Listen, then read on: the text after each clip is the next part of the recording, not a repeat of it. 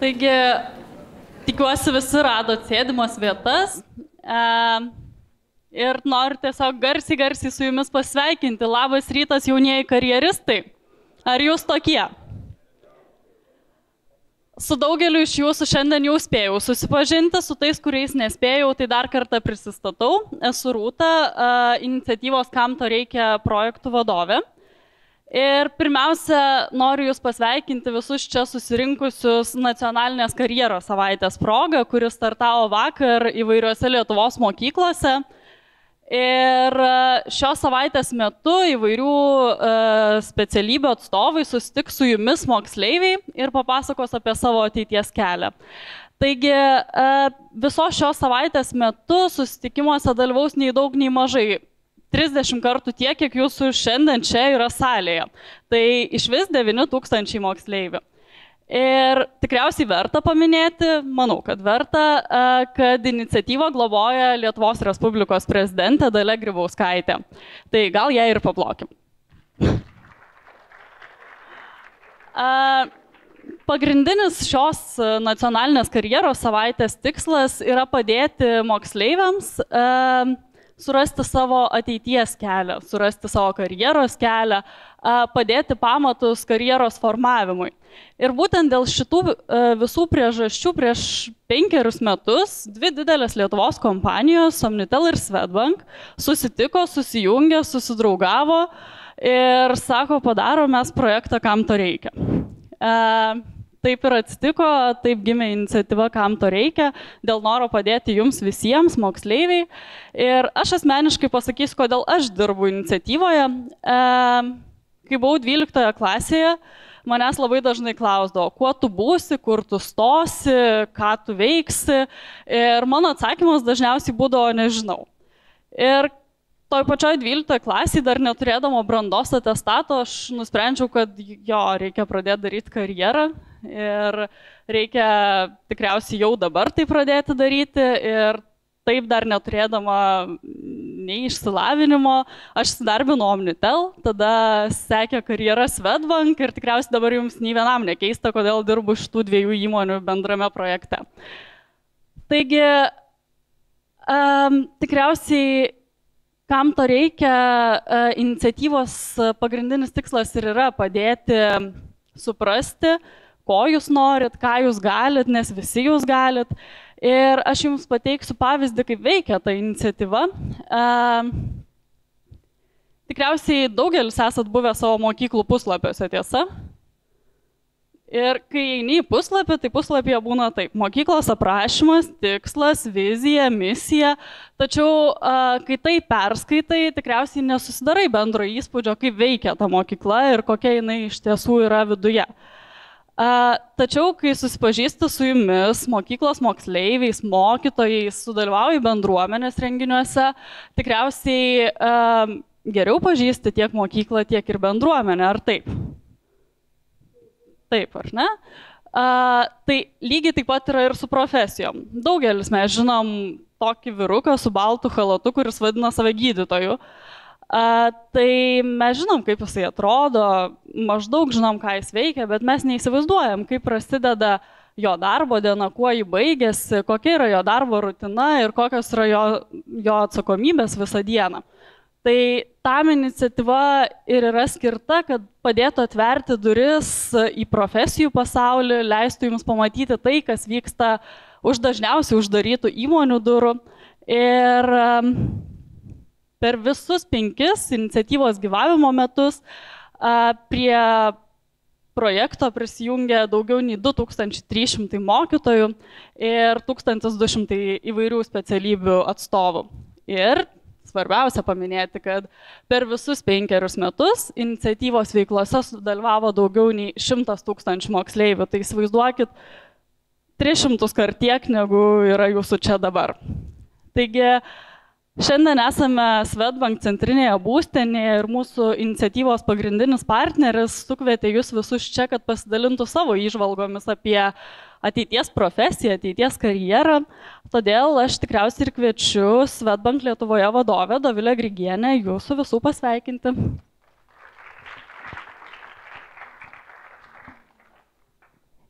Sveiki visi moksleiviai, mokytojai, svečiai, na ir taip pat visi prie kompiuterio ekranų šiandieną. Mums be galo džiugu, kad taip gausiai šiandien visi susirinko, tai manau šią labai svarbią prezentaciją. Neužilgo ateis ta diena jūsų gyvenime, kai jums reikės daryti pasirinkimą apie savo ateities profesiją ir tai bus vienas svarbiausių pasirinkimų jūsų gyvenime. Kaip vienas žmogus man šiandien ryte jau pasakė, tai iš tiesų, jeigu pasirinki taip teisingai, tai tu nedirbi nei vienos dienos. Tau, jeigu darbas tinka ir patinka, tai tų pastangų labai daug dėti nereikia ir tu labai gerai jautiesi ir turi iš tiesų galimybę gerai gyventi. Pasaulis keičiasi labai greitai ir per pastaruosius keletą dešimtį, galbūt 10 metų įvyko daugybė pokyčių. Kad suprasti, kiek pasikeitė pasaulis, aš gal tik pasakysiu, kad kai aš buvau jūsų amžiaus ir baigiau mokyklą, tai tokie 2 esminiai dalykai, kurių nebuvo. Pirmas, tai internetas. Tuo metu, kai aš baigiau mokyklą, nebuvo interneto. Nežinau, ar jūs galite įsivaizduoti, ką reiškia, kai reikėdavo parašyti kažkokį darbą, eiti į biblioteką, ieškoti ir viskas buvo daroma popieriaus lape. Tai šiai dienai viskas yra labai stipriai pasikeitę su interneto galimybėm, elektroniniu paštu. Na, kitas dalykas, kas irgi turbūt jums bus sunku įsivaizduoti, tai kai tuo metu, kai aš buvau dar nebaigus mokyklą, irgi nebuvo tokio daikto, kaip mobilus telefonas. Turbūt sunku įsivaizduoti, kaip reikėtų gyventi be mobilaus telefono, be socialinių erdvių ir panašiai, bet tuo metu tai buvo va tokia aplinka ir taip mes visi gyvenom. Ta sakau dėl to, kad įsivaizduoti, kaip greitai pasikeitė pasaulis ir kaip technologinis proveržis keičia visą mūsų gyvenimo būdą, bei taip pat visas profesijas, kokios yra pasaulyje. Yra profesijos, kurios iš tiesų šiai dienai per pastaruosius 5 metus pasidarė mažiau populiarios ir svarbios. Ir yra visiškai naujos profesijos, kurios ateina į darbo rinką. Tai pavyzdžiui, kaip jau minėta, socialinių erdvių ekspertai, lazerių technologai, daugybė kitų naujų profesijų, kurių gal šiandieną arba tuo metu, kai jūs baigsit, bus prisikūrę dar naujesnių. Todėl labai svarbu, kad yra tokia iniciatyva, kai kam to reikia, kuri leidžia jums suteikia galimybę susitikti su tų profesijų atstovais ir įsigilinti į veiklas, susipažinti ir tokiu būdu jums patiems padėti padaryti gerą pasirinkimą. Dar pridursiu, kad svarbu yra tai, kad esam sąlyginai maža šalis pasaulio mastu žvelgiant ir dar dėl to labai svarbu yra ne tik jums asmeniškai padaryti tinkamą pasirinkimą, bet taip pat ir dėl mūsų šalies gerovės, nes mūsų šalies didžiausias turtas yra žmonės ir geri darbuotojai. Tai kuo jūs pasidarysit geresnį pasirinkimą, ateičiai tuo bus ir šaliai daugiau naudos ir šalies ekonomika taip pat augs. Taigi, noriu visiems palinkėti kuo geresnio pasirinkimo, klausyti savo širdies balso, nes šitas pasirinkimas bus esminis jūsų gyvenime. Prisiminti, kad yra daugybė naujovių ir kad tos naujovės iš tiesų atneša naujų galimybių ir ieškoti būdų save realizuoti, bandyti, taip sakant, jeigu yra galimybė atlikti praktikas, susipažinti su profesijom iš arčiau. Na ir tikiuosi, kad sėkmingą pasirinkimą padarę, jūs tikrai turėsit nuostabią ateitį, puikius darbus ir nuostabius gyvenimus.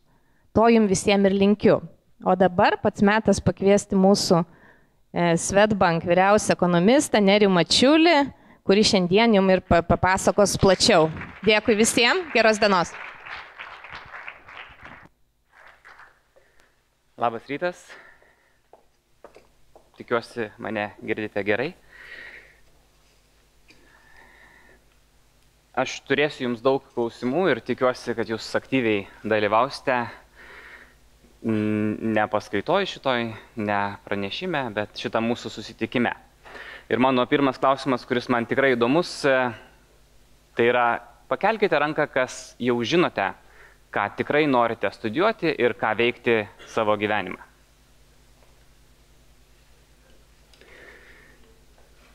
Beveik pusė jūsų jau žino, ką norite daryti. Aš atsimenu 1997 metais, kai baigiau 12 klasę, dauguma jūsų tuo metu maždaug gimėte, mokėtės vaikščioti, kalbėti. Aš tuo metu rinkausi, ką studijuoti ir buvau įstojęs viename universitete į ekonomikos programą, kitame universitete į informatikos programą. Ir pačią paskutinę dieną, kai turėjau nunešti savo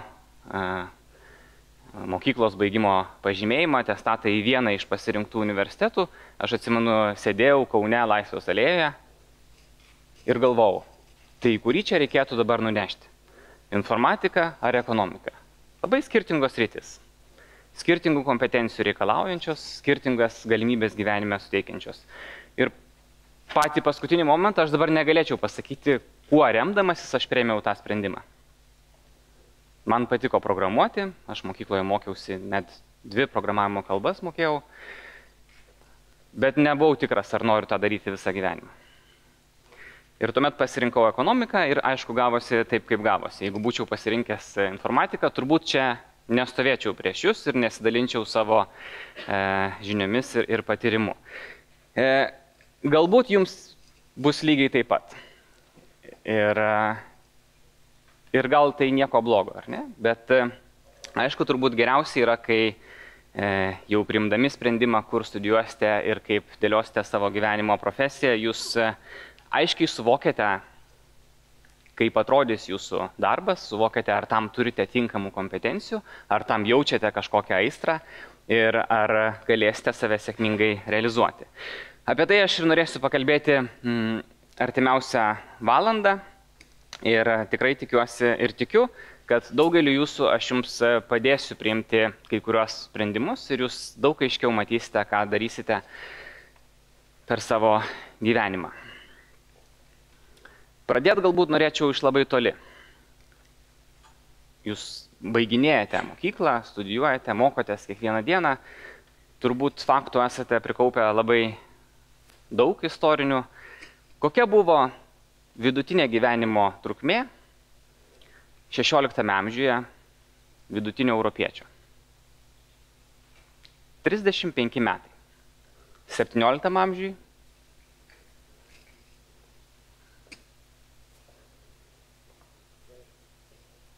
35 metai. 18 amžiui 35 metai. Vidutinė gyvenimo trukmė ilgą laiką nesikeitė. Ir 19 amžiaus viduryje kažkas įvyksta. Iš tų istorinių duomenų, kuriuos mes turime, mes galime daryti gana aiškias išvadas, kad vidutinė gyvenimo trukmė, pavyzdžiui, Jungtinėje karalystėje svyravo tarp 35 ir 40 metų nuo 16 amžiaus vidurio iki 19 amžiaus vidurio. Kažkas pradeda vykti ir gyvenimo trukmė visame pasaulyje pradeda ilgėti ir jau iki dabar yra daugiau negu padvigubėjusi. Jeigu aš jūsų paklausčiau, kokia buvo tikėtina gyvenimo trukmė gimusio žmogaus Indijoje praėjusio amžiaus pradžioje, 20 amžiaus pradžioje, nedaugelis turbūt būtumėt atsakę 23 metai. 20 amžiaus pradžia. Indija, Kinija, net Pietų Korėja, kurie atrodo dabar viena pažangiausių valstybių, gimęs žmogus labiausiai tikėtina buvo, kad jis išgyvens 23-24 metus. Dabar visose išsivyščiusiose valstybėse gimęs žmogus tikėtina gyvens 83-84 metus. Šito auditorijoje yra žmonių, bent 10, kurie sulauks 100 metų. Ar jūs sulauksite 100 metų, didelė dalim priklauso nuo jūsų genų, bet lygiai tokia pačia didelė dalim ir, aišku, nuo jūsų gyvenimo būdo. Ir aš vėliau parodysiu vieną skaidrę apie Jungtinių tautų projekcijas, kaip keisis tikėtina gyvenimo trukmė per artimiausius 80 metų. Bet jau dabar iš anksto pasakysiu, kad viena prognozė, kuri sistemingai nepasiteisindavo ir sistemingai būdavo per daug pesimistinė, tai yra tikėtina gyvenimo trukmė. Ir visuomet buvo prognozuojama daug trumpesnė gyvenimo trukmė, nei pastaraisiais metais, pastaraisiais dešimtmečiais progresavo medicina ir kiek ilgėjo žmogaus gyvenimo trukmė. Tai aš pradedu nuo tokių dalykų, kurie visiškai nesusiję su ekonomika, su profesijos pasirinkimu, bet aš užduodu labai paprastą kontekstą. Daugelis jūsų gyvensite dar 70-80 metų. Tai yra visai nemažai. Ir aišku, kad didelę dalį to savo gyvenimo jūs užsimsite kažkokią profesinę karjerą ir jos pasirinkimas bus didelė jūsų gyvenimo dalis. Kai gyvenimo tikėtina trukmė yra 23 metai ar net 35 metai, pasirinkimai yra orientuoti į labai trumpą laikotarpį. Ką pavalgyti, kaip nemirti užmynus ant kažkokio tai surūdijusio vinies, ar ne? Ar kaip nebūti laukinio žvėries auka. Jūsų pasirinkimai šiuolaikinėme pasaulyje yra visai kitokie. Kasgi vis tik tai įvyko per pastaruosius 200-300 metų, kas pakeitė pasaulį iš esmės. Ir turbūt irgi mokyklose teko jums studijuoti ir skaityti bent jau, kas buvo ta pirmoji pramoninė revoliucija. 18 amžiaus vidurys, garo mašina, tekinimo siuvimo staklės. Keičiasi iš esmės gamybos procesas ir ekonominė veikla. Jeigu čia pratęstumėm tas kreivės kelis tūkstančius metų atgal, nieko nesikeistų, ne? Tiek BVP, plačiausias ekonominio masto ar vertės kūrimo rodiklis, tiek gyventojų skaičius nesikeitė. Nebuvo praktiškai jokio ekonominio progreso.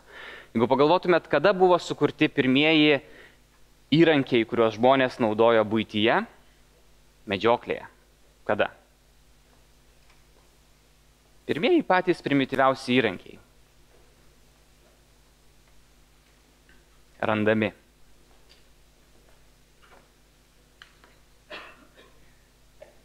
Kas nors spėkit.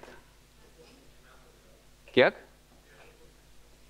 Prieš 2000 jau buvo labai sofistikuoti įrankiai. Prieš kiek? Daug prieš Kristų. Prieš 500 milijono metų jau buvo iečių antgaliai, kirvių kažkokie prototipai, kurie yra randami ir kuriuos naudoja pirmykščiai žmonės. Bet progreso buvo labai nedaug. Jūs žiūrite į šitą skalę, galvojate 2-3 tūkstančiai metų daug. Tai nėra daug. Modernaus žmogaus istorija yra pakankamai ilga ir tik tai visai neseniai pradėjo vykti kažkas tokio fundamentaliai naujo. Sukuriami tokie dalykai kaip garo mašina, kurie yra visiškai, atrodo, elementarūs ir puikiai suprantami net nestudijavusiems daug fizikos. Bet jie keičia pasaulį iš esmės. Ir keičia taip, kad žmogaus raumenys praranda prasme. 18-19 amžius praranda prasme, aš suprantu, turiu omeny, nebėra konkurencinio pranašumo pagrindas. Stiprus žmogus, galintis su kirviu užsimoti ir atlikti kažkokią tai funkciją, buvo jo pagrindinis konkurencinis pranašumas. Šimtmečius, tūkstantmečius. Įrengimai įvairiausi, staklės, garo mašina pakeičia žmogaus raumenis ir daro juos nebe konkurenciniu pranašumu.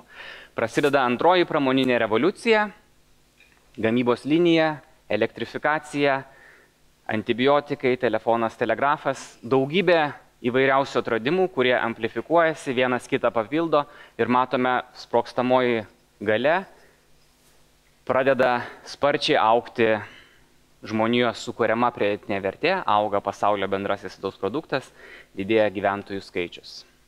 Ir praėjusio amžiaus viduryje kažkur galima pradėti skaičiuoti skaitmeninę revoliuciją, kur paplinta telekomunikacijų technologijos, pirmieji kompiuteriai, kurie dabar jau yra kiekvieno jūsų kišenėje. Turbūt čia yra nedaug šito auditorijoje moksleivių, kurie neturi telefono ar neturi kompiuterio. Kurie turbūt turite ir planšetinį kompiuterį, ir telefoną, ir dar kažkokį tai kompiuterį kitiems tikslams. Ir ta skaitmeninė revoliucija tik dabar įgauna pagreitį ir jos pasiekoje sukurtos technologijos ir inovacijos ir jos kontekste tebekuriamos inovacijos ir galimybės, jos tik dabar pasiekia žmoniją ir iš esmės transformuoja daugybę profesijų ir transformuoja pasaulį, kuriame jūs gyvenate. Dovilė jums davė pavyzdį, kaip koks skirtingas buvo pasaulis lyginant su dabartiniu prieš 20 metų. Nekyla abejonių, kad per ateinančius 20 metų jis dar labiau pasikeis.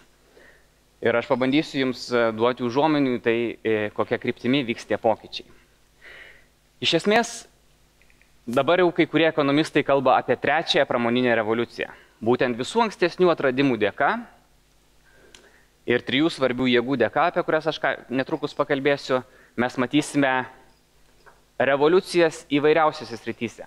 Taip kaip garo mašina ir visokios gamybos staklės pakeitė rankų darbą, taip kompiuteriai, skaitmenizacija, robotizacija dabar keičia visas profesijas ir yra labai mažai profesijų, kurios ilguoju laikotarpiu negalės būti pakeistos kompiuteriu. Pirmoji ta svarbi galia, kuri įgalina esminius pokyčius šiuo metu, yra eksponentinis skaičiavimo galios augimas. Turbūt jums galbūt teko girdėti Mūro dėsnį, kuris sako, kad skaičiavimo galia, kurią mes galime įsigyti už tam tikrą pinigų vienetą ir kuri telpa į 1 kvadratinį centimetrą, padvigubėja kas maždaug 18 mėnesių, kas 1,5 metų. Ir tas dėsnis tęsiasi daug metų, čia yra eksponentinė skalė, tai yra tikrai netiesinis augimas skaičiavimo galios ir skaičiuojant tokiu matu kaip 1 milijonas operacijų per sekundę per $1000, toks standartinis skaičiavimo galios vienetas, tai pagal šį rodiklį mano dabartinis telefonas yra kiek kartų galingesnis nei mano buvo pirmasis kompiuteris 1996 metais. Kaip manus, kiek kartų? Čia iš to skalėje būtų galima matyti. Ne 1000, truputį daugiau. 1 milijoną kartų. Tai yra eksponentinis augimas, ar ne? Dėl to kartais sunku suvokti, kokie įvyko pokyčiai per gana trumpą laiko tarpą. Ir aišku, tada natūrali mintis kyla, o kas bus toliau? Ir jeigu tokiu pačiu tempu greitės skaičiavimo galia, jeigu tuo pačiu tempu didės ir bus vis labiau prieinama, kada kompiuteriai bus tokie galingi, kad galėtų pakeisti žmogaus smegenis? Ar tikrai niekada? Ir dabartiniai kompiuteriai jau jie yra prilygindami pagal skaičiavimo galią kai kurių primityvesnių gyvūnų smegenims, bet projektuojama, kad 2030-40-aisiais įmanoma būtų pasiekti tokią skaičiavimo galią, kuri didžiąją dalim replikuotų jau žmogaus smegenų darbą. Tai nepaisant to, mes jau dabar turime tokius greitus ir tokius pigius kompiuterius, kurie įgalina padaryti tai, kas atrodė anksčiau visiškai neįmanoma. 2004 metais 2 amerikiečių ekonomistai išleido knygą, kur ginčijo, kad kompiuteris niekada nevairuos automobilio. Nes sprendimus, kuriuos priima žmogus vairuodamas automobilį, reaguodamas į išorinius netikėtus visokius trukdžius, ar tai kitų vairuotojų, ar atsiradusių kažkokių netikėtų kliučių, sprendimą reikia priimti taip greitai per sekundės dalį, kad niekada nebus kompiuteriai tokie greiti, kad galėtų pakeisti žmogų vairuotoją. Nepraėjus nei 10 metų, save vairuojantis automobiliai tapo normalia praktika. Ir Google automobilis jau yra nuvažiavęs daugiau negu 1 milijoną kilometrų, yra padaręs kelias avarijas. Ir pirmoji avarija buvo tuomet, kai sustojo sankryžoje ir į užpakalį važiavo kitas automobilis. Antroji avarija buvo, kai Google darbuotojas perėmė automobilio vairą. Tai irgi daug ką pasako. Ir jau dabar Google sako, kad jų automobiliai yra geresni vairuotojai nei žmonės. Ir technologijos, kurios yra šiame automobilyje, jos yra labai senos. Kompiuteris, aplinką skanuojantis kažkoks aparatas, čia kamera, nežinau, ir GPS daviklis. Visos tos technologijos siekia dešimtmečius. Ko trūko, tai labai greito kompiuterio, kuris galėtų suskaičiuoti, kaip reikėtų reaguoti į kažkokius netikėtumus atsirandančius aplinkoje. Ir šių automobilių gatvėse yra dar pakankamai nedaug tik dėl to, kad jais važiuoti nelegalu. Ir legalu yra tik 3 Junktinių Amerikos valstijose. 3. Nevadoje, Floridoje ir Kalifornijoje. Bet ilguoju laikotarpiu natūralu, kad patys save vairuojantis automobiliai jie bus galbūt ne už 5 metų, bet galbūt už 10 metų, nors bent 2 įmonės jau planuoja 20 metų pradžioje leisti serijinius automobilius, kurie nereikalaus žmogaus įsikišimo tam, kad iš taško A mes pasiektumėm tašką B. Ir šiandien visi susijaudinę dėl inovacijos Uber, kuri pasiekė Vilnių, bet po 5 metų tai bus jau nebe inovacija, tai bus jau nebereikalingas dalykas, nes nebereikės vairuotojo, kuris galėtų privažiuoti prie jūsų ir jūs nuvežti kažkur kitur. Tam reikės tik tai išmanaus telefono ir kažkur priparkuoto išmanaus automobilio, kuris atvažiuos, jūs atsisėsite ir nuvažiuosite. Ir čia jokios čia mokslinės fantastikos nėra, ir čia net ne futurizmas, tai yra tai, ką mes jau dabar turime. Yra tam tikri barjerai, kuriuos reikia pašalinti, daugiausia tai yra teisiniai barjerai. Nelegalu. Ir netgi šitose valstijose nelegalu tiems automobiliams važiuoti vieniems, už vairo turi kažkas tai sėdėti, kad negazdintumėt kitų vairuotojų. Bet technologinių barjerų čia nėra šitoje vietoje, ar ne? Ir aišku, aš jau čia labai greitai galima padaryti išvadas, kokių profesijų ateityje nereikės. Ir susijaudinti dėl to, kad Uber yra Vilniuje, tikrai galime mes labai trumpam, tik tai po kelių metų tai jau bus tokia pat seniena, kaip šiandien yra taksi ar troleibusas, ar ne? Antra labai svarbi tendencija, kuri keičia pasaulį iš esmės ir keičia tai, kokių kompetencijų reikia darbo rinkoje esantiems žmonėms, yra skaitmenizacija. Ir skaitmenizacija yra irgi tai, kas kartais yra sudėtinga suvokti, ar ne? Jau 2008 metais prie interneto prijungtų daiktų skaičius viršijo Žemėje gyvenančių žmonių skaičių. Pagal kai kurias prognozes, 2020 metais tokių daiktų bus 50 milijardų. Neskaitant išmanių telefonų, kompiuterių, bus 21 milijardas. Natūralu, kad išmanūs telefonai, kompiuteriai, planšetiniai kompiuteriai yra prijungti prie interneto. Bet net neskaitant šitų daiktų, mes turėsime 3 daugiau daiktų nei yra žmonių prijungtų prie interneto. Kas tai per daiktai? Tie patys automobiliai, kuriuos matėm prieš tai, bus įskaidriai. Kas dar? Šaldytuvas galbūt irgi praneš jums apie tai, kad kažkurie maisto produktai sugedo ir juos jau reikia užsakyti. Tiksliau, jisai pats galbūt užsakys ir nusiūs mažmeninės prekybos įmoniai, kuri pristatys tos produktus. Kas dar? Kas tokie? Televizorius jau dabar yra prijungtas prie interneto. Šiuo metu jau yra gaminamos teniso raketės su davikliais, kurios įrašinėja tenisininko judesius, po to išanalizuoja tos judesius ir pateikia rekomendacijas, kurios raumenis reikia stiprinti, koks judesys yra techniškai netvarkingas ir jeigu norite būti toksai kaip Nadalis ar dar kas nors, ką reikėtų jums daryti kitaip. Prie valytuvų yra irgi davikliai, kurie gali fiksuoti jų veikimą ir gyvai stebėti oro būsenas ne kuriam nors mieste, bet labai konkrečiai kiekvieno miesto dalyje, ne, ir tą informaciją naudoti. Tai čia porą pavyzdžių, ar ne? Dar šito auditorijoje yra daugiau negu 300 daiktų, kurie bus prijungti prie interneto galbūt ne 20 metais, bet 30 metais tai tikrai. Kas tai bus? Kas? Drąsiau. Kažkokią ten įdomią versiją turėtų. žmogus bus prijungtas prie interneto. Ir dabar jau yra kuriami implantai, štai yra berods Google čia sukurtas kontaktinis lęšis, kuris nuotoliniu būdu perduoda informaciją apie ašarų sudėtį, apie cukraus kiekį ir informuoja jo savininką apie tai, kad cukraus kiekis yra padidėjęs. Čia, man atrodo, diabetikams buvo sukurta šitas kontaktinis lęšis, jo prototipas.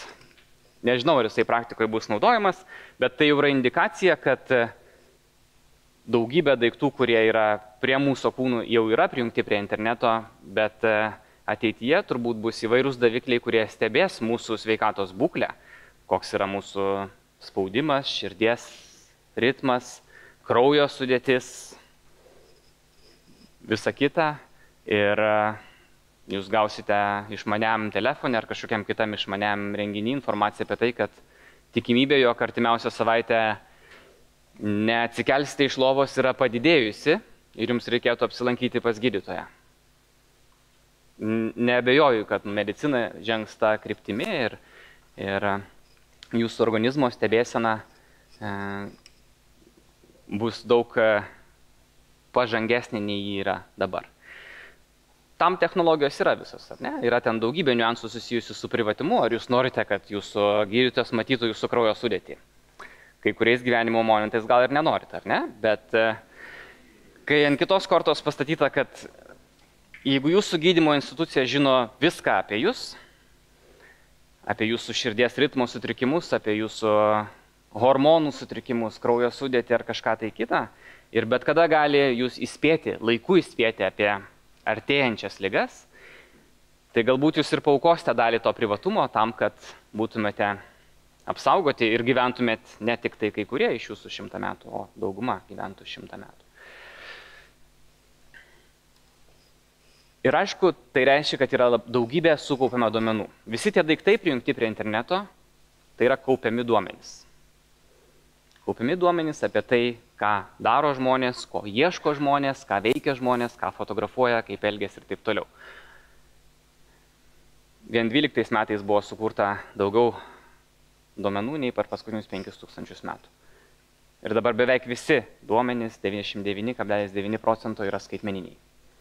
Tai yra, jos galima analizuoti, rūšiuoti, ekstrapoliuoti kompiuterių pagalba. Tai nėra knygos, laikraščiai, kuriuos reikėjo vartyti tam, kad parašytum mokslinį darbą praeityje. Daugybė galimybių, viskas skaitmenizuota, daugybė duomenų. Jos galime analizuoti įvairiausiais pjūviais ir juos įdarbinti. Ir mes galėtumėm čia turėti fantastiškų užsiėmimų, žaisdami tą žaidimą, kaip galima panaudoti įvairiausius duomenis. Ir kiekvienas jūs kuriate jau daugybę duomenų, kurie yra saugomi vienur ar kitur. Jūsų veikla socialiniuose tinkluose, ar jūs galvojate, kad tai irgi yra duomenų kūrimas. Ir jeigu jūs padarote nuotrauką ir įkeliate kažkur socialinius tinklus, tai irgi jau yra sukaupti duomenys. Ir gali atrodyti, kad tai yra visiškai tuščios ir bereikšmės tos žinutės, jos nekuria niekam vertės. Bet tie dideli duomenys, jie gali būti labai naudingi ir aš to duosiu vieną pavyzdį. Aš tik tai noriu pailiustruoti čia. Komiksas dar prieš kelis metus buvo juokaujama, kad taip, tie dideli duomenys tapo toksai skambus žodis, apie kurį visi kalbėjo, bet ne visi suprato, kaip čia juos panaudoti. Mes supratome, kad pasaulio skaitmenizacija sukuria galimybę surinkti apie viską duomenis, bet aišku, daug kas nežinojo, kokie tie instrumentai ir kokios tos panaudojimo galimybės yra. Tai štai jau dabar, čia yra labai pasenęs komiksas, jis yra beprasmis. Daugybė naujų įmonių visame pasaulyje kūrėsi tuo pagrindu, kad panaudoja tuos skaitmeninius duomenis, kuriuos kiekvienas iš jūsų generuojate ir kūrėte kiekvieną dieną. Ir aš, pavyzdžiui, sakiau, kad tos žinutės socialiniuose tinkluose, kuriuos mes rašom, gali atrodyti kaip tokie trumpalaikiai blyksniai, kurie istorijoje išnyks ir yra niekam nereikalingi. Bet štai Hitachi sukūrė programinę įrangą, kuri leidžia prognozuoti nusikaltimus. Ir viena iš įvesčių yra žinutės socialiniuose tinkluose. Aš dabar neatsimenu, kuris čia yra miestas, bet keliose Jungtinių Amerikos valstijų miestuose yra testuojama ta programa. Ir analizuojant istorinius nusikaltimus ir istorinius duomenis, kurių, kaip jau sakiau, yra daugybė, viskas skaitmenizuota, galima rasti labai aiškius dėsnius, priklausomai nuo poros meto, nuo mėnulio fazės, nuo miesto vietos, nuo išorinių vairiausių aplinkybių, kas dominuoja naujienose, kas dominuoja socialiniuose tinkluose, apie kas kalba žmonės, kokie hashtagai vyrauja. Galima skaičiuoti, kuriuose miesto vietose yra padidėjusi nusikaltimo tikimybė ir kokio nusikaltimo tikimybė. Čia nėra fantastika, aš kalbu ne apie ateitį, aš kalbu apie tai, kas vyksta dabar. Kai kuriuose pasaulio miestuose tokios programinės įrangos, sisteminančios milijonus gigabaitų duomenų istorinių, prognozuoja, kur yra padidėjusi nusikaltimų tikimybė ir kur reikia sustiprintos apsaugos ar sustiprintų policininkų pagalbos. Ar ne? Aišku, jos nėra tobulos, ar ne, teroristinės atakos, kaip matėme, įvyksta, bet daug nusikaltimų ir daug teroristinių atakų yra užkardomos ir yra įvykdoma prevencija būtent modernių technologijų pagalba. Tik tai mes jų taip nepamatome, kai pamatome tuos įvykius, kurie iš tiesų baigėsi tragiškai. Dar vienas pavyzdys. Prieš porą metų Google nusipirko Nest Labs. Nedidelė įmonė, kuri gamina termostatus. Nusipirko už daugiau negu 3 milijardus dolerių. Termostatas. Elementarus dalykas, kurio pagalba reguliuojame šilumą namuose. Už ką reikėjo mokėti tokią sumą pinigų? Ir esmė buvo tame, kad tai buvo išmanus, pirmasis išmanus termostatas, tai pirmoji įmonė, kuri gamino išmaniuosius termostatus. Tai yra tokius termostatus, kurie patys mokosi ir patys nusprendžia, kokia temperatūra turi būti skirtingose buto ar namo dalyse skirtingų paros metu. Pirmasis 2 savaitės šeima pati reguliuoja, ar ji nori mažesnės temperatūros ryte, ar naktį nori žemesnės temperatūros, dieną didesnės, kuriuose kambariuose dažniausiai būna tose padidina temperatūrą, ten, kur nebūna vakare, sumažina temperatūrą.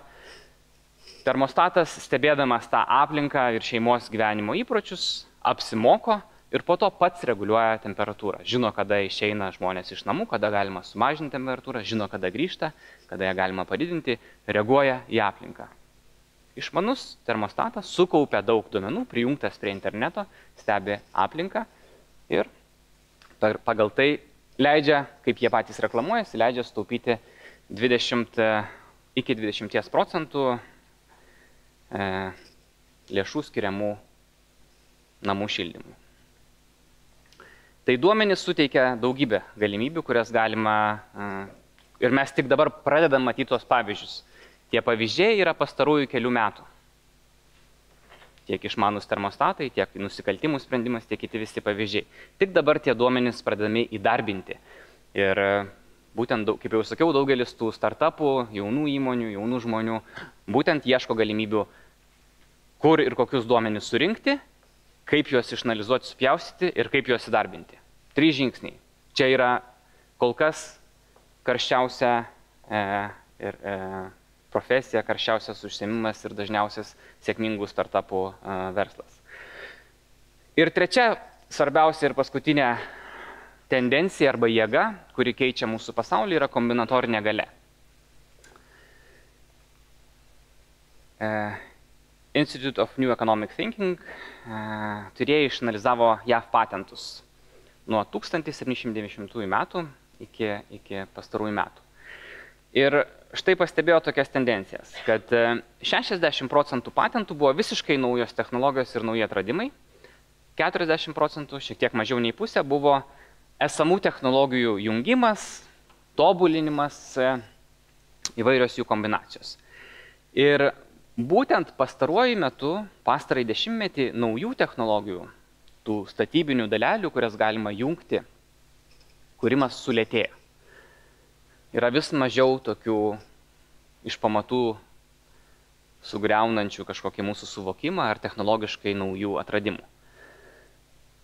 Ar tai reiškia, kad mes matysime ateityje lėtesnį produktyvumo augimą ir mažesnį potencialą? Ne. Nes tų esamų detalių ir statybinių blokų egzistavimas sukuria dar labai daug neišnaudotų galimybių juos apjungti. Ir tuo pačiu metu pasaulio skaitmenizavimas sukūrė galimybės apjungti tas technologijas, apjungti tas idėjas ir generuoti tas idėjas. Ir keli pavyzdžiai yra daugybė platformų idėjų generavimui.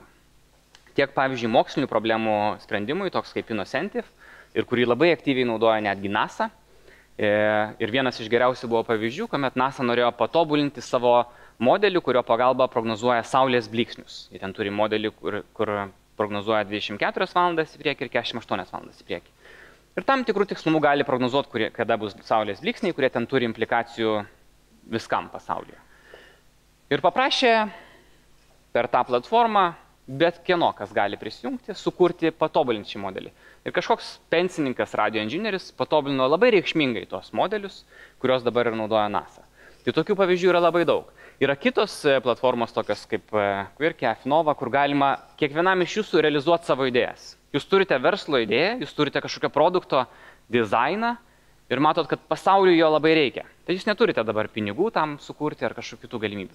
Jūs galite čia registruoti tas savo verslo idėjas, tos platformos tampa tų idėjų autoriais, jeigu yra išbalsuojama ir išrenkamas tos idėjos kaip tikrai potencialiai įdomios pasauliui, jie gali pagaminti tos produktus, realizuoti, platinti, jūs kaip idėjos autorius gaunate kažkokią dalį to produkto uždirbto pelno.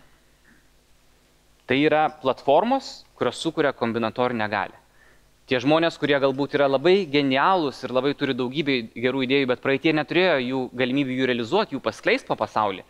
Dabar jūs galite dabar savo mobiliam telefone prisijungti ir greitai užregistruoti kažkokią idėją ir galbūt tapti labai sėkmingų verslininkų.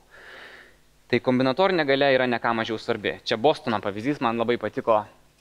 Bostono savivaldybė paskelbė konkursą, $25 000, pasiūlykit mums sprendimą, kaip greičiau užfiksuoti gatvėse atsiveriančias duobes ir jas, kad mes galėtumėm jas užtaisyti per 24 valandas.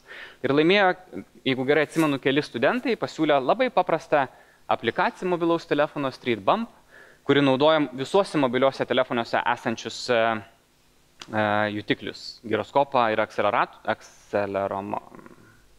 suprat, ką norėjau pasakyti.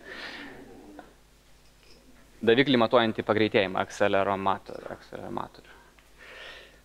Tų daviklių pagalba, įjungus šią aplikaciją, jeigu jūs važiuojate automobiliu, yra fiksuojama kažkokia automobilio arba sulėtėjimas, ar ne, kas reiškia, kad jūs prieš akiją pamatėte duobę, arba kažkoksai sujudėjimas, kuris irgi indikuoja apie vietas, kuriuose reikia kelių taisytojų įsikišimo. Sėkmingai naudojama ta programa tam, kad būtų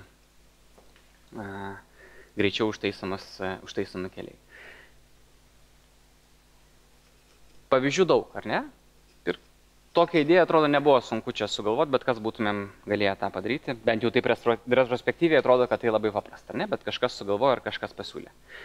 Ir dar viena įdomi tendencija, kuri vyksta pasaulyje, aišku, yra robotizacija. Ir čia įvairiausi pavyzdžiai, nuo krovinių gabenimo kompanijų, tokios kaip DHL ir Amazon, sako, kad daug savo krovinių pradės gabenti tais bepiločiais skraidančiais aparatais, dronais.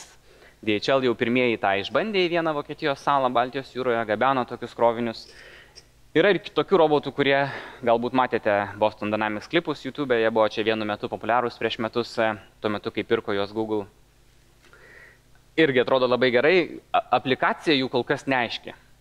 Bet įspūdingi aparatai, kurie atrodo kaip gyvi gyvūnai. Nu, šitie netrodo gal kaip gyvi gyvūnai, kuriuos sutiktumėt lauke ar miške, bet jų dinaminės savybės yra tokios, nes pavyzdžiui, irgi galite YouTube surasti klipą, kur jį paspyrus bandoma parversti ant šono, jisai nepargriūna, jisai turi stabilizatorių tokius mechanizmus, kur pastripinėja ir toliau stovi ant kojų.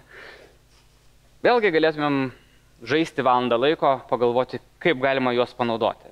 Nu, kariniai pramoniai turbūt galima panaudoti, bet galbūt kažkur tai daug naudingesnėse srityse mes galime įdarbinti tos robotus, kurie tampa vis technologiškai pažangesni.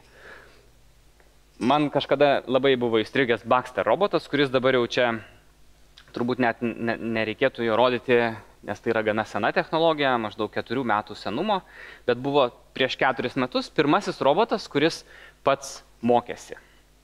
Ir pramonės industrializacija čia yra sena istorija. Jau daugiau negu pusės amžiaus visa pramonė vyksta industrializuojama, automobilių gamyboje daug daugiau negu pusė operacijų atliekama ne žmonių, o robotų. Yra surinkinėjami automobiliai. Ir tik tai kai kurios operacijos, kurios reikalauja tam per didelio labai tikslumo, pavyzdžiui, ten dar reikia žmogaus įsikišumo. Bet štai Baxteris, ko buvo įdomus atradimas, neatradimas galbūt, kūrinys, kuris tiesiog įdarbino esamas technologijas, jis yra programuojamas ne kompiuteriu, bet paprastas žmogus, darbininkas fabrike, jį užprogramuot gali paimdamas tas jo, vadinkime, rankas ir parodymas, ką jisai su jomis turi daryti. Paimti štai detalę judančią konvejerių ir įstatyti į kažkur, ar tai dėžę, ar į kažkokią tai ertmę. Ir jis taip pats užsiprogramuoja tą judesį, įsirašo, vėliau stebėdamas aplinką, turi daviklius, kurie skanuoja aplinką, gali patobulinti tą įrašytą veiksmą ir patikslinti, ką iš tiesų jam reikia daryti. Ne? Tos detalės judančios konvejerių gali būti išdėstytos bet kaip. Jisai, kadangi turi sensorius ir mato tas detalės, jisai jas paims, net jeigu jos išmestos yra netvarkingai. Ne? Jisai taip pat buvo pirmasis pramoninis robotas, kuris galėjo dirbti žmonių kompanijoje. Tai yra jisai taip užprogramuotas, kad judėdamas ir sukiodamas jis neužkabintų aplinkoje esančių žmonių. Ir čia unikalu dar buvo tai, kad jo kaina buvo labai maža. Jisai, man atrodo, bazinis variantas kainavo apie $20 000. Tai yra maždaug tiek, kiek metinis minimalus atlyginimas Jungtinėse Amerikos valstijose. Tai vėlgi akivaizdu, kad tai yra netgi šiek tiek kvalifikuotas darbas pramonėje gali būti jau daug metų pakeistas nesunkiai robotais. Žiūrint į ateitį, robotai taps vis išmanesni, vis lankstesni, taiklesni, sugebantys skanuoti aplinką, mokytis ir pakeisti daugybę visas rutininės operacijas, bet taip pat ir daug nerutininių operacijų. Rankos su sąnariais, galbūt jau nepasakosiu čia tų pavyzdžių, bet vėlgi tai yra ne tik tai galinčios paimti kažkokį daiktą dirbtinės rankos, bet ir turinčios sensorius, jaučiančios temperatūrą, tekstūrą ir žinančios, kokiu stiprumu gali spausti daiktą ir taip toliau. Ne? Tai reiškia, kad ir vėlgi turėdama tiek pat sąnarių, kiek žmogaus ranka, tikslumas ir operacijų sudėtingumas, kurį gali atlikti tokios robotinės rankos, yra labai aukštas. Ir aš atsimenu, kai žiūrėjau filmą Terminatorių pirmą, jūs turbūt nematėt, man atrodo, jis sukurtas dar tada, kai jūs nebuvot gimę.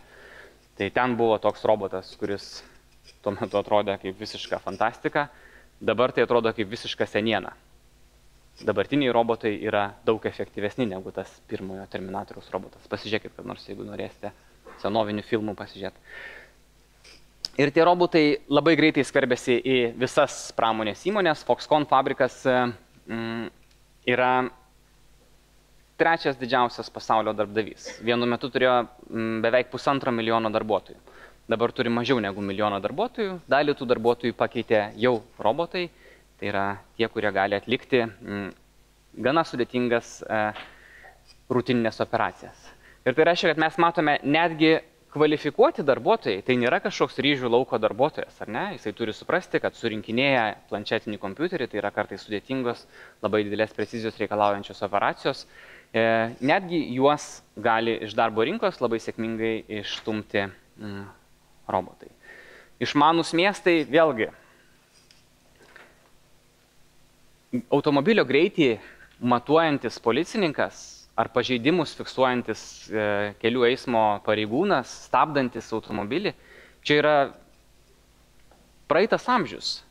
Dar 2005 metais Stokholme buvo įdiegtos išmaniosios technologijos, kurios skanuoja automobilių numerius ir pagal tai mėnesio gale jiems atsiunčia mokestį už tai, kuriais keliais jie važiuoja. Tai kurie keliai yra apmokestinami dėl to, kad yra per dideli kamščiai, spūstys ir reikia tą procesą valdyti. Tai čia vėlgi daugiau negu 10 metų senumo pavyzdys, kuris reiškia, kad mes galime visiškai atsisakyti dalies kelių patrulių, kurių funkcijas gali atlikti kamera ir kompiuteris. Ir ne veltui per pastaruosius 2 metus čia buvo labai nemažai atlikta tyrimų. Čia vienas yra Oksfordo universiteto 2 inžinieriai 2013 metais pradėjo skaičiuoti, kaip esamos technologijos gali pakeisti darbo rinką Jungtinėse Amerikos valstijose. Ir jau tada jie suskaičiavo, kad 47% JAV darbo vietų gali būti prarastos. Ir tai yra ne tik tai tie rutininiai darbai pramonėje, bet didelė tikimybė štai, kad bus prarasti darbai, matome ir paslaugų sektorius, ir mažmeninė prekyba, ir netgi visokie biuro ir administraciniai darbai.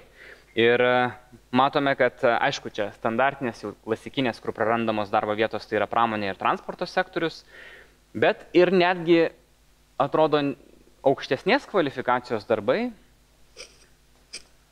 vadyba, verslo, finansinės paslaugos, ten darbo vietų reiks mažiau. Ir Lietuvoje mes matome tas tendencijas. Finansų paslaugų sektoriuje darbo vietų skaičius mažėja, populiarėja savitarnos zonos, kur nereikia paprastas elementariausias operacijas atliekančių darbuotojų. Finansų apskaita. Šiuo metu buhalterių reikia daug mažiau, negu jų reikėjo prieš 20 metų. Mano mama yra buhalterė, aš atsimenu, kaip ji vesdavo buhalteriją prieš 20-25 metus. A3 lapai, lentelės su pieštuku, ten balansai visokie. Dabar didelė dalis to yra automatizuota ir kompiuterizuota ir reikia daug mažiau žmogiškųjų pastangų, kad būtų vedama įmonės apskaita. Ateityje reikės dar mažiau, ar ne? Tai tam tikros, netgi kvalifikuotos, protinio darbo reikalaujančios specialybės, jų paklausa ateityje mažės. Tai daug aš pavyzdžių čia įvardinau, kokių profesijų nereikės, galbūt jūs galėsite papildyti tą sąrašą. Man atrodo, jeigu mes bandytumėm prognozuoti, kaip atrodys darbo rinka po 10 metų, vilkikų, traukinių, troleibusų vairuotojų gali nereikėti. Jeigu esate suplanavę tokią karjerą, dar turite laiko persigalvoti. Kiek reikės policininkų, kelių patrulių? Kiek reikės virėjų? Aš praleidau temą apie 3D spausdintuvus, kurie dabar gali atspausdinti bet ką iš bet ko. Tai yra viena iš tų sričių, kur progresas yra milžiniškas, ar ne? Ir netgi yra virtuviniai 3D spausdintuvai, kurie spausdina makaronus, picas įvairiausias. Tai yra mėsainių gaminimo aparatai automatiniai, kur tik tai sudedam ingredientus ir jie patys išspjauna mėsainį. Irgi tokį teko matyti. Tai tų rutininių fizinių darbų daugelės sričių reikės daug mažiau, ar ne? Minėjau savitarnos zonos parduotuvėse, bankuose, ne? Jau parduotuvėse turbūt irgi matėte, kad vis mažiau reikia kasininkų ir už 10 metų tokios profesijos kaip kasininkas, skanuojantis jūsų prekes ir priimantis iš jūsų pinigus, aš esu įsitikinęs, kad to nebus. Barkodas kaip technologija yra labai sena, man atrodo, jai yra apie 50 metų. Ir yra daug dabar geresnių technologijų, kurios leidžia nuskanuoti visas jūsų prekes, kurios yra vežimėlyje. Tuo pačiu metu jūs savo išmanių laikrodžių ar kažko tai pamojuojate, sumokate ir gali būti be jokio prekybos vietos įsikišimo darbuotojų, ar ne? Jau labiau, kad ar apskritai gali būti tendencija, kad vis mažesnė dalis prekių bus perkama nuvažiuojant į parduotuvę. Aš nežinau, kaip jūsų karta, ar mėgaujasi tuo. Vyresnės kartos važiuoja į prekybos centrus apsipirkinėti, bet manau, kad jūsų karta apsipirkinės išmaniuosiuose telefonuose. Jūsų vaikai tai tikrai. Netgi vėlgi tokios, atrodo, sofistikuotos paslaugos kaip paskolų išdavimas, jos irgi yra automatizuojamos. Dažnai paskolos, analizuojant žmogaus kredito istoriją, apskritai tokio žmogaus profilį gali būti išduotos be banko darbuotojo įsikišimo. Robotai padedantys žmonėms, pavyzdžiui, slaugos namuose. Naujienas irgi kai kurias rašo robotai, ne žmonės. Lietuvoje nežinau, ar taip yra, bet Jungtinėse Amerikos valstijose, jeigu jūs paimtumėt kokios nors straipsnį apie sporto varžybas NBA, kur įvyko tarp dviejų komandų, statistika, kiek kas įmetė tritaškių, ten geriau negu vidurkis, blogiau, daugiausiai taškų įmetė, ten dažnai yra parašyta be žmogaus įsikišimo. Sugeneruojamas tekstas iš turimos statistikos. Arba akcijų naujienos rinkos apžvalga. Birža užsidarė, po 5 sekundžių jūs matote naujienas, šiandien pabrango akcijų tiek, atpigo tiek, ten labiausiai brangusios yra šios ir šios, per pastarąjį mėnesį tos atpigo daugiau negu anos. Čia nereikia žmogaus, kad jisai surinktų iš lentelės ir surašytų. Ta padaro robotai, kompiuteriai. Netgi gydymo paslaugos, štai yra ligoninių Jungtinėse Amerikos valstijose, kur beveik visus sprendimus jau priema kompiuteris. Šiuo atveju Watsonas, kuris analizuoja visų pacientų istoriją, priklausomai nuo jų lyties, rasės, ligos istorijos, simptomų, parenka optimalų gydymo metodą, kuris tikėtina turi didžiausią tikimybę jam pasveikti. Ir gydytojas tik tai patvirtina, nepatvirtina, kai kuriais ten specifiniais atvejais gali įsikišti, pakeisti gydymo kryptį. Tai irgi jau yra išmanių technologijų darbas. Aktuarijos rizikos vertinimas, čia vėlgi sena technologija, jūsų automobilio draudimo įmoką galima labai tiksliai nustatyti, tiesiog instaliavus ten GPS daviklį, kuris siunčia informaciją apie tai, kokiu greičiu jūs važiuojate, kokiu greičiu kertate pėsčiųjų perėjas, kaip dažnai stabdote, neįtikėtinai staigiai ir taip toliau, ar ne?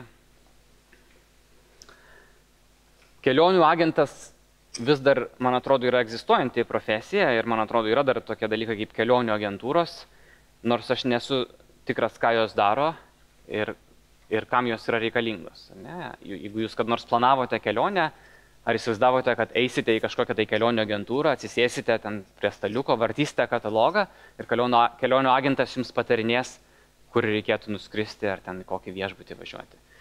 Ne taip vyksta kelionių planavimas 21 amžiuje, ar ne?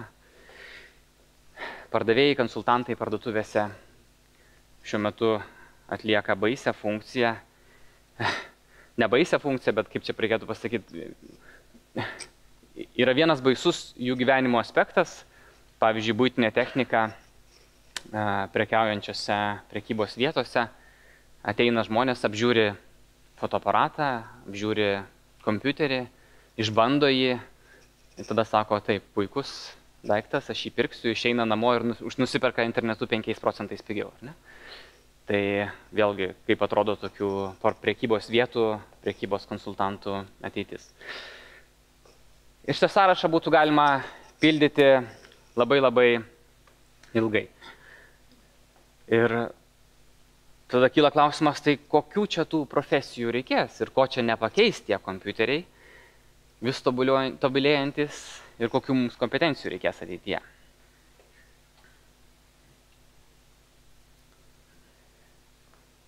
Jūs turite prieš save lapą ir tušinuką ir turite 2 minutės. Jūsų užduotis yra per 2 minutės užpildyti tuos apskritimus. Pradedam.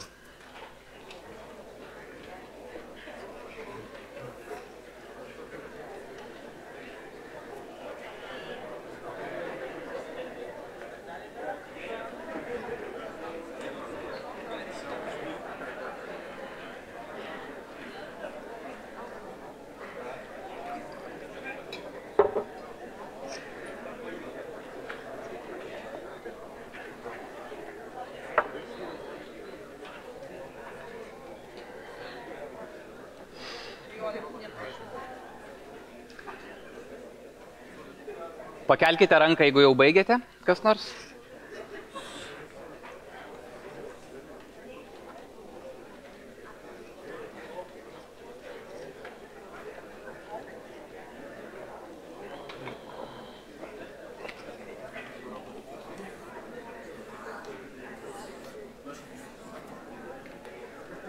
Liko mažiau negu minutė, pakelkite ranką, jeigu kas nors baigėt. Aš suprantu, kad nelengva ant kelių rašyti, bet toks jau gyvenimas yra.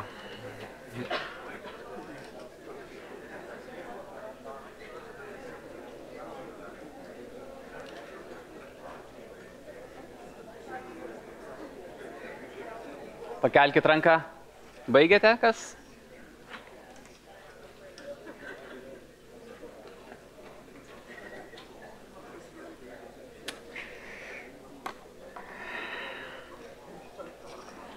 Gerai, laikas baigėsi. Kaip jums sekėsi?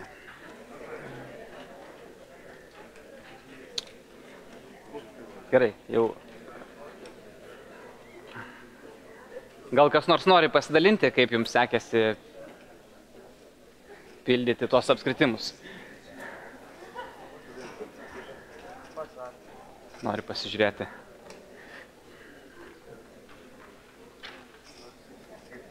Pakelkite ranką, kas užpildėte visus apskritimus. Aš esu labai patenkintas šituo rezultatu. Dalis iš jūsų, ką bandėt padaryti? 2 minutės, kiek ten, 20 apskritimų reikia užpildyti, ar ne? Aš daviau labai neaiškias instrukcijas, ar ne? Užpildyti. Daryk, ką nori ten, gali užtepti su ko nors, jeigu turi, ne ką. Ir, pavyzdžiui, matau, kai kas rašė kažką į tos apskritimus. Gal norit pasidalinti, ką jūs ten parašėt? Draugų vardus ar ką? Ne? Kažkas paėmė tos apskritimus, sujungė vieną liniją. Techniškai užduotis yra įvykdyta ir labai greitai. Jie yra užpildyti vienaip ar kitaip tie apskritimai. Didelė jūsų dalis sėdėjo prieš tuščią lapą ir galvojo, ką čia daryti. Ir tai yra labai gerai. Aš šitą pratimą pirmą kartą pamačiau prieš maždaug mėnesį auditorijoje, kur buvo iš 6 šalių susirinkę banko darbuotojai. Bankininkai ir atliekantis tokias dažniausiai vadovaujančias pareigas. Ir jie šitą užduotį visi atliko per 30 sekundžių, priešingai nei jūs. Ir atliko taip mechaniškai. Greit užpildė, vienas ten su linija, su kreivė ten užpaišė. Reikia atlikti. Instrukcija yra nekonkretizuota, nesuvaržanti, reiškia, galima padaryti tą bet kaip ir užpildyti tos apskritimus. Ar žinote, koks būtų rezultatas, jeigu čia sėdėtų 6-mečiai?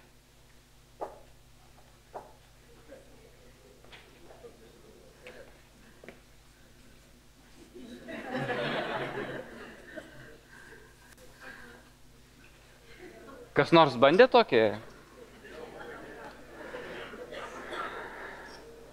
Kažkas čia planetą nupieštų, futbolo kamuolį. Dar kas nors, kažkas čia akinius nupieštų, ar ne čia.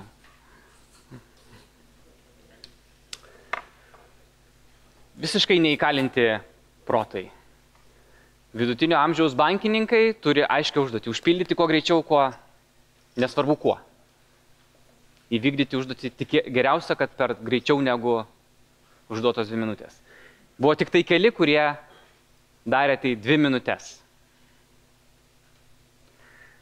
Ir viena iš tokių įdomesnių tezių, kurią jūs išgirsite šiandien, tai yra tai, kad nuo 6 metų iki 18 metų, jūs esate dauguma 16, 17, 18 metų, vaikai praranda savo kūrybiškumą. Vaikų kūrybiškumas yra žudomas, slopinamas. Ir 6-mečiai vaikai labai įdomiai užpildys tos apskritimus, o 50-mečiai ir 40-mečiai savo darbų nesidžiaugiantys asmenys, jos užpildys mechaniškai, tuščiai, pilkai. Aš labai džiaugiuosi, kad tarp jūsų yra dar jūsų galvose neužgesinta ta tokia kūrybiškumo gyslelė, ar kaip čia ją pavadinti, kur jūs galvojate, o ką čia būtų galima įdomaus padaryti su tais apskritimais, ar ne? Galbūt ten kažką įrašyti juos, galbūt juos kažkaip sujungti įdomia kreivę, ar taip toliau, ar ne? Ir čia turbūt viena iš tų svarbiausių žinučių yra, kad tai, ko negali ir turbūt labai ilgai negalės pakeisti kompiuteriai, robotai, tai yra žmogaus kūrybiškumas. Žmogaus gebėjimas atverti savo protą. Ir čia užduotis buvo visiškai be barjerų. Barjerų buvo labai nedaug, tai yra apskritimai. O ką su jais darysit, jūs galėjote daryti, ką norite, ne? Ir taip ir bus su jūsų gyvenimu. Jūs išeisite iš tos auditorijos, už sienų, Yra milijardai žmonių, milžiniškas pasaulis, su milžiniškais poreikiais, su daugybė problemų. Ir galimybių, ką ten galima daryti, kaip ten galima save realizuoti, yra be galo daug. Tiesiog reikia kartais sustoti ir pagalvoti, kaip ten save realizuoti.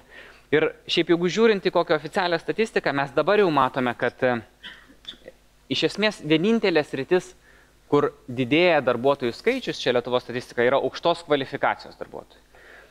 Tiek kvalifikuotas fizinis, tiek kvalifikuotas nefizinis yra automatizuojamas darbas ir jis ilguoju periodu neturi perspektyvos. Aukštoji kvalifikacija tai yra aukštieji kognityviniai gebėjimai, kuriuos jūs vykdote, ugdote savo kasdieniniai veikloj. Kūrybiškumas, dėrybinės galios jūsų, gebėjimas identifikuoti, pamatyti problemas, kurių niekas nemato, gebėjimas pasiūlyti tų problemų sprendimą, kurių niekas kitas nepasiūlė.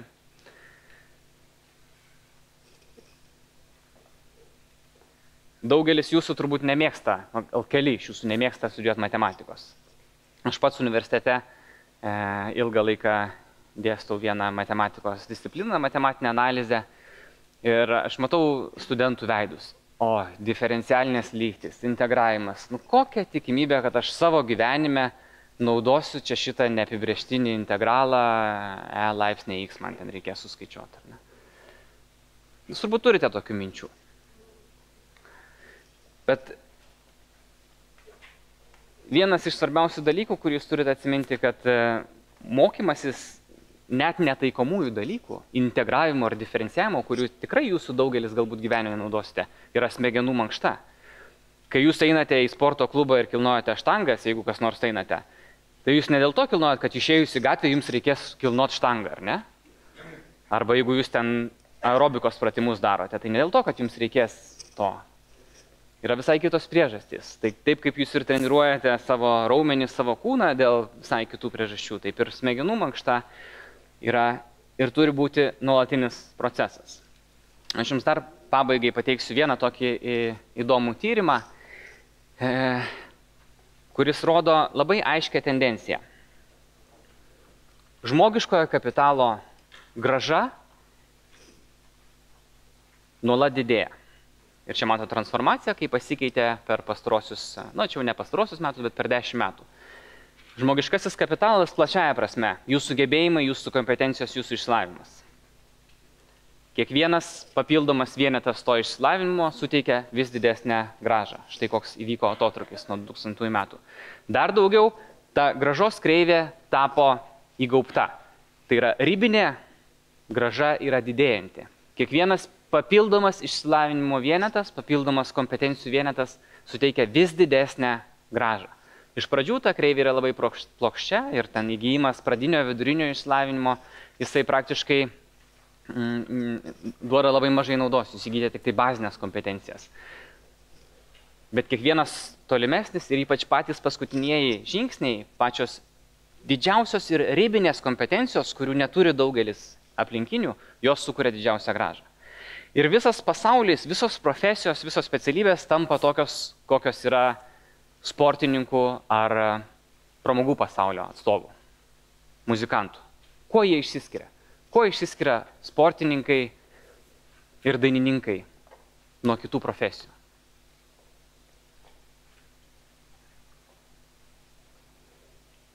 Jūs žinote 1% geriausių dainininkų ir geriausių sportininkų ir nežinote, kas yra visi kiti. Ir 1% geriausių dainininkų, geriausių sportininkų, geriausių aktorių uždirba viską, visi kiti beveik nieko. Yra labai įgaubta ta grąžos kreivė, kur tik tai pačias didžiausias kompetencijas turintis asmenys pasiema viską. Ir tokia tendencija persimeta į visas kitas profesijas. Bet kurioje profesijoje geriausi, talentingiausi gali pasimti labai daug, kitose profesijose kiti, turintys vidutinės kompetencijas, vis sunkiau save realizuoja. Tai čia turbūt yra kita svarbi žinutė, kurią aš jums noriu perduoti. Tai pakelkite ranką, kas iš jūsų planuojate dar artimiausius 5 metus mokytis. Dabar pakelkite ranką, kas planuojate mokytis už 10 dar metų, dar artimiausius 10 metų. Jau mažiau, tik tai 30%. Magistrantūra, doktorantūra. Kas iš čia esančių planuojate mokytis po 20 dar metų? 10% planuoja mokytis. Šiaip jau jūs visi turėtumėt pakelti ranką, nes pasaulis pasikeitė tuo aspektu, kad mokymosi viso gyvenimą koncepcija yra kiekvieno jūsų realybė ir tai, ką jūs kiekvienas turite daryti nuolat. Aš irgi, kai baiginėjau mokyklą, kai baiginėjau universitetą, irgi galvojau, kad na štai pagaliau jau čia išmokau, ką reikia ir dabar galima mėgautis gyvenimu. Tai kad ir kokią jūs studijų pakopą pabaigsite, tai bus jūsų mokymosi pradžia. Ir kiekvienas jūsų diplomas, į jį žiūrėkite kaip į mokymosi pradžią. Ir aš jau tik tai pradėjęs save realizuoti darbo rinkoje, supratau, kad aš labai mažai turiu žinių ir labai mažai kompetencijų. Ir būtent jas reikia tada jau savarankiškai gilinti, tobulinti, statyti ant tų pamatų, kurios pasėmiau mokykloje ir universitetuose. Ir taip plėsti savo kompetencijas. Ir aš jeigu būčiau sustojęs po savo magistrantūros ar doktorantūros, tai tikrai manau, kad būčiau labai sunkiai save realizavęs darbo rinkoje. Ir dabar aš kiekvieną dieną mokausi. Aš mokausi, kuo skiriasi VTI nafta nuo Brent naftos, kodėl skiriasi jų kaina, kuo skiriasi jų sudėtis ir taip toliau. Ar ne? Tai irgi turi tam tikrų, man tai yra svarbu ar nesvarbu mano darbą. Aš ieškau galimybių, kaip pamatuoti Lietuvos šešėlinę ekonomiką. Ne? Kaip gerai, kad pavyzdžiui, cigarečių kontrabandą lengva pamatuoti Lietuvoje, nes atliekami 2 kartus per metus tuščių pakelių tyrimai, renkami visoje Lietuvoje tušti pakeliai, žiūrime, kurie yra su lietuviškomis banderolėmis, kurie be lietuviškų banderolių. Be lietuviškų banderolių reiškia, kad jie kontrabanda pateko į šalį ir yra nelegaliai vartojama produkcija. O kaip suskaičiuoti, kiek nelegalaus alkoholio Lietuvoje suvartojama ir kiek dėl to praranda valstybė pinigų? Kaip? Irgi banderolė. Bet butelius sunkiau rinkti, ar ne?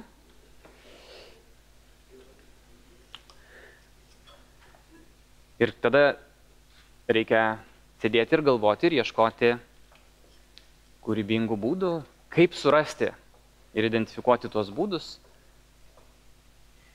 kaip kontrabandinis alkoholis pasiekia Lietuvą ir pasiekia Lietuvos vartotojus. Ir kažkada aš pastebėjau tokią statistiką, kad Lietuvoje vėlyvą pavasarį ir vasarą kartais importuojama labai daug žieminio langų plovimo skysčio. Kodėl taip gali būti? Tai yra denatūruotas alkoholis, kuris išvalomas, išpilstomas į butelius ir realizuojamas kaip stiprus alkoholis. Ir tai yra vienas iš tų kanalų, kaip į Lietuvą patenka kontrabandinis spiritas. Ne? Tai aš tikiu, kad jūs niekada nevartojate tokių dalykų, bet jeigu kad nors vartosite, tai turėkite omeny, kad geriate langų plovimo skystį. Tai yra labai tikėtinas atvejis.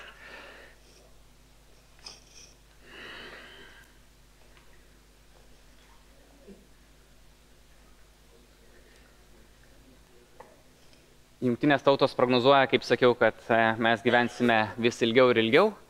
Progresas buvo milžiniškas, bet kaip sakiau, kad Jungtinės tautos taip pat ir prognozuoja, kad gyvenimo trukmė visą laiką istoriškai prognozavo mažiau nei buvo iš tikrųjų. Ir yra tam tikrų prognozių ir futuristas Ray Kurzweil mano, kad progresas ateinančius kelis dešimtmečius bus dar didesnis nei buvo iki šiol. Ir aš pabaigai noriu pateikti tas Ray Kurzweil prognozijas, su kuriomis jūs išeitumėt. Ir vėlgi tai yra tik tai vienas iš tų argumentų mano, kuriuo aš noriu pasakyti, kad jūs gyvensite labai ilgai ir jūsų sprendimas ne pasirinkti kažkokią profesiją, ją įgyti, pasimokyti 4 ar 6 metus ir toliau eiti savo gyvenimo keliu, bet jūsų sprendimas turi būti mokytis visą gyvenimą, nes jis bus labai ilgas ir labai greitai besikeičiantis. Tai, kas yra aktualu šiandien, tai tos kompetencijos, kurios aktualios šiandien, jos gali būti nebeaktualios ateityje. Ir jeigu jums atrodo, kad šiandien smegenų mankšta sprendžiant diferencialinės lygtis yra beprasmė, ateityje jums gali pasirodyti, kad tas pratimas praplėtęs jūsų smegenis, jūsų pasaulėžiūra gali būti labai naudingas. Ray Kurzweil prognozuoja, kad 2025 metai bus masinė implantuojamų įrenginių rinka. Mes apie tai kalbėjom, ar ne? Kad jūs kiekvienas, mes kiekvienas galėsime būti prijungti prie interneto. 31 metais 3D spausdintuvai spausdins žmogaus organus, kurie bus naudojami visose ligoninėse. Čia kertinis žodis yra visose ligoninėse, nes kai kuriuose ligoninėse jau dabar yra naudojami 3D spausdintuvai dantų spausdinimui, kaulų kai kurių spausdinimui, kurie yra, pavyzdžiui, sužalojami neatstatomai avarijų būdu ir taip toliau. 32 metai medicinoje naudojami nanorobotai. Maži robotukai keliaujantis po jūsų organizmą, naikinantis vėžinės ląsteles, gabenantis vaistus lygiai ten, kur reikia kovoti su kažkokiais svetimkūniais ar gydyti kažkokias ligas. 36 metai programavimas biologijoje, programuojamos ląstelės, jų pagalba gydomos ligos, 3D spausdintuvai spausdins visus audinius ir organus. 2042 metai pirmasis potencialus nemirtingumo įgyvendinimas, pasiteikiant nano robotus papildančius imuninę sistemą ir organizmą valančius nuo ligų. Čia yra pirmoji skaidrė, kur mes kalbam, tai yra futuristo matymas ateities. Futuristai analizuoja dabartinės technologijas ir bando įžvelgti, kaip jos gali būti potencialiai panaudotos ateityje. Tai jeigu jūs planuojate gyventi 80 ar 90 metų, yra labai didelė tikimybė, kad jūs gyvensite daug ilgiau. Galbūt nebusite nemirtingi, kaip sako Ray Kurzweil. Ir Woody Allenas prieš 20 metų juokavo, kad aš nenoriu būti nemirtingas per savo kūrybą, per savo darbą. Aš noriu būti nemirtingas nemirdamas. Ir tuomet tai atrodė, o koks juokelis geras, ar ne? Dabar tai netrodo taip juokinga, kai kai kurie labai žinomi futuristai kalba, kad iš tiesų technologijos įgalins mus gyventi labai ilgai.